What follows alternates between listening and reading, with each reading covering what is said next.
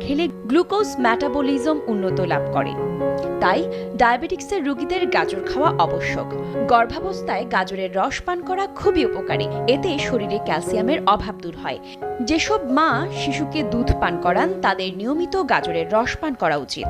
লিভারের রোগে আক্রান্ত রোগীরা গাজরের রস, গাজরের স্যুপ পান করলে উপকার হয়। গাজরের উপকারী উপাদানগুলো ফুসফুসের সংক্রমণ প্রতিরোধে অংশ নেয়। এছাড়া শ্বাসনালীর প্রদাহ ভালো করে।